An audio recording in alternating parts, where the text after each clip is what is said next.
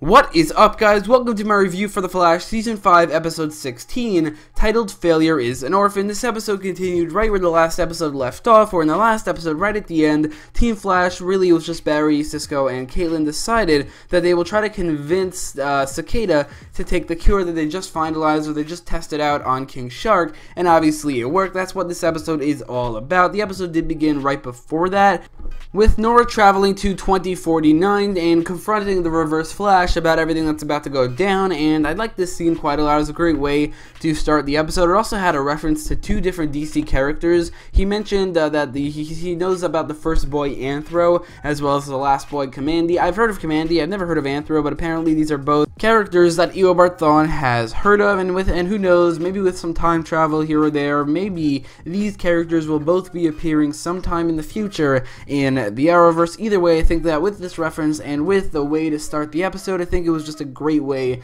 to begin this episode. But in that scene, Eobard showed Nora the newspaper from 2019, the newspaper that came out the day after this episode takes place, and that is all about the fight at the end between Barry Allen, or the Flash, and Cicada, and that obviously led to later when Acid Master showed up, which I thought was a pretty cool name for him, and also I think his powers were pretty cool. I mean, we didn't get to see much of him, and I doubt we're going to see much of him after this either, but I do think that in the one scene we got him, he was a pretty cool and unique villain of the week. He wasn't really a villain of the week, he's more like a plot device really, but I think he was handled well for that. But that obviously leads to the Flash and Team Flash coming up with a plan to talk Cicada into convincing him into taking the cure. Now this is one scene in this episode that I didn't really like, and that's because something that has been going on in this season a lot is Team Flash defeating Cicada, but then Cicada just flying away. That kind of happened again in this episode where Barry was trying to convince Cicada to take the cure. It didn't work because Cicada didn't care about the thing that Barry was talking about, which was his legacy, which that part of it I thought was a cool moment where he just said, I don't care about my legacy, and just punched Barry in the face. But after that, Caitlin returned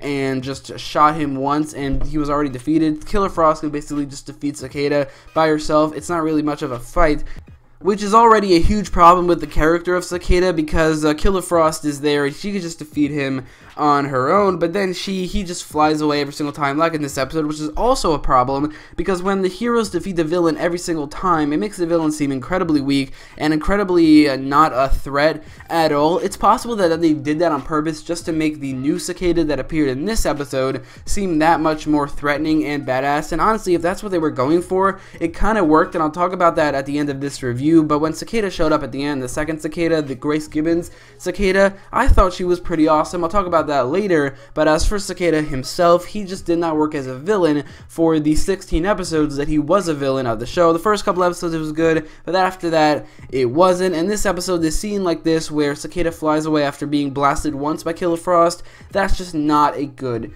villain, and I'm kind of glad that they kind of did a villain switch here, and a villain switch that is very connected to the actual villain, and it would be a lot less connected, because I thought it was going to be Godspeed or maybe Reverse Flash. They'll end up being the actual villains of the season. Both of those would be good. I think Reverse Flash would be better because it's connected, but Godspeed is basically disconnected. He hasn't been set up at all this season, so I think that, like Cicada, the Grace Gibbons Cicada, to be replacing this Cicada as the main villain, I don't mind that at all. And again, I'll talk about later in this review the whole scene where she shows up and just basically beats up Team Flash.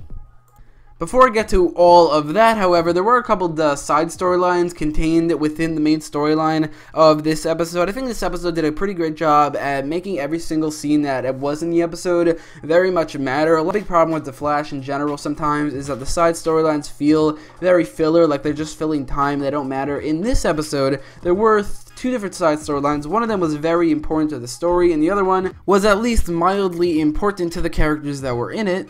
The one that was fairly important to the main storyline of the episode was with Joe and Cecile, which usually in the season, Cecile showing up was kind of a downer. She doesn't really add anything to the episode, and she feels like she's just a filler character in general, but I did kind of like her and Joe in this episode. I really like Joe in this episode. Like this season in general, he hasn't appeared much because the actor had a back injury, so he left the show for a while, but I didn't really feel like I missed him. But there is one scene in this episode that really shows the strength of Joe as a character and making a case for why he should stay on after the season and just stay on for the long haul, and that was the scene with him and Barry, and I'll talk about that in a second. And the storyline, I think, with Joe and Cecile is definitely not a great one compared to other storylines in this episode, or like the main one, but it isn't bad either. I like the negotiation scenes with, I'm pretty sure her name is pronounced Ambers. We heard her name a couple times in this episode, but for some reason I can't remember how it's pronounced. It doesn't really matter, but I think these interrogation scenes were pretty great, and they were a lot of fun,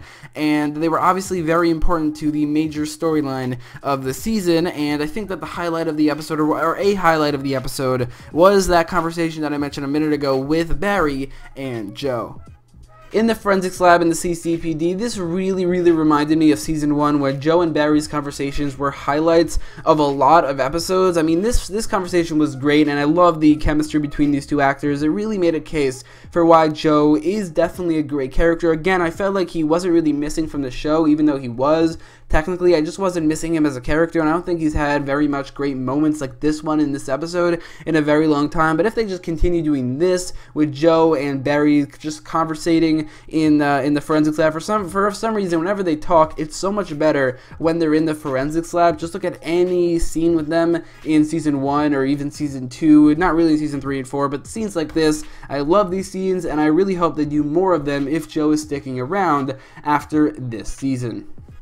But the other side storyline has to do with Nora and Iris, definitely the weakest part of the episode. This storyline felt a little bit filler, but at the same time, I didn't mind it either. I think that it was good, and it made sense that they were doing it, just because Nora, if Cicada was going to get defeated in this episode, it means that Nora and also Sherlock would leave in this episode, which I'm guessing is going to happen at the end of the season, or maybe something else will happen that will make them stay. But Nora would leave in this episode, and it makes sense that Iris would want to spend time with Nora. So I think this storyline is at one point, like on one hand, kind of filler and didn't really need to exist, but the other hand, it definitely makes sense that it does, and I don't think it was bad either.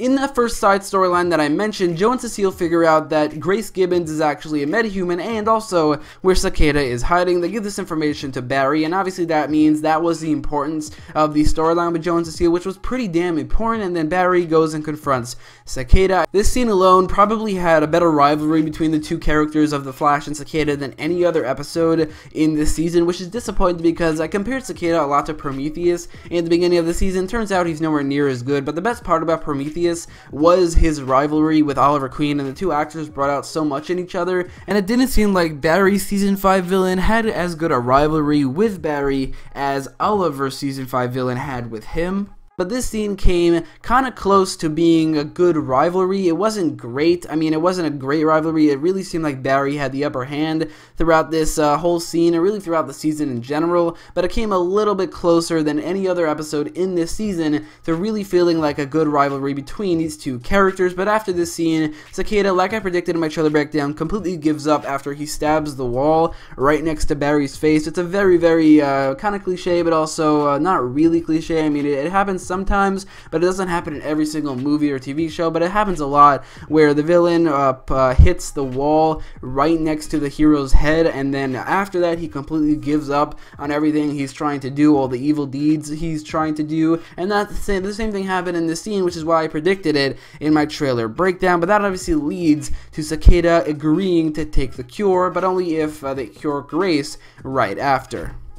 And he gets cured, and that's basically it for the character and villain of Cicada. Probably not the character, but definitely the villain. He is gone. He has no more powers, and as threatless as he was before, he's even more so now, and he gets completely replaced by another villain. This is the first villain swap on The Flash. It's not really fully a villain swap. I mean, it's a villain swapped for his daughter, and a character was also set up throughout the season. We saw some of her backstory, we saw her child self, and we also saw some of her backstory in the future. We saw that she is a serial killer in the future. She took up the mantle of Cicada in the future. We already knew that from a while ago, or we didn't know that it was Grace, but then we learned over the course of the season that it obviously is Grace and not Orphan in the suit in the future. And I think that because of that, it's not a bad villain swap at all. And then when Cicada V2 showed up, like I said earlier, this was a pretty awesome moment and a pretty awesome fight scene. Grace shows up in Star Labs, completely destroys a couple guys, and we see her power, that it's a little different from the first Cicada, and then she goes to the main part of Star Labs where the rest of Team Flash, except for Ralph Dibny is, which somebody pointed out in the last review that Ralph Dibny wasn't in that episode either, which I honestly didn't notice. I didn't realize he wasn't in the episode. I completely forgot about him, and maybe that's because the storyline didn't really entail him being there, but I think this episode was so important to the season's storyline, and not him as a character, but like to Team Flash in general, and he's a member of Team Flash. He should have been in this episode. I really would have wanted to see him fight and get beat up by this new Cicada, but I think the new Cicada showing up really was a great introduction, an incredible introduction or reintroduction of this character. It's the first time we're actually seeing her. The last time was we saw her in Nora's mind, but this is the first time we see her for real, and it's an incredible introduction. I think that she's just so much more skilled than Cicada. She's so much more badass than Cicada or Orland Dwyer, the first Cicada. Her powers are much cooler. She has 2 blades instead of 1, making her so much cooler just because of that. I don't know why, I just felt so much more badass. It felt like just because of those, the fact that she had 2 blades instead of 1, felt like she can go up against Team Flash, while Cicada never really did feel like he could, and her powers, the fact that she can shoot the blasts of the antimatter defying energy, I'm pretty sure it is, that was pretty awesome as well. She just had an incredible introduction in this scene where she just defeats Team Flash, really showed her power, and I'm honestly so glad about this villain swap, and I think this version of Cicada, the Cicada V2, at least like in fight scenes, will be so much better than Cicada V1, and I think this is just an incredible introduction. I think this fight scene also looked really cool. All the superpowers coming together, Barry's superpowers, Killer Frost's superpowers. We also saw Cisco shooting his blast, and also Joe and Iris shooting their guns, and on top of that, Cicada V2's powers. All of the colors come together. I think it looked really, really cool, and again, this is just an incredible reintroduction to who will seemingly be the first female main villain of this show, Grace Gibbons. In conclusion, I think this episode was pretty awesome. It had some great moments, like the one with Joe and Cecile, the one where Barry confronted Cicada and convinced him to take the cure, as well as the big final battle between Cicada V2 and the reintroduction of Cicada V2 and her fighting Team Flash. So I think this episode is a great episode, so much better than the last season 4's episode 16, just to compare it, and I think this episode deserves a pretty high score, so I will give it a 9.7 out of 10. But let me know what you thought about the episode in the comments down below, and if you like this video, make sure to leave a like, share, and subscribe, and thanks for watching.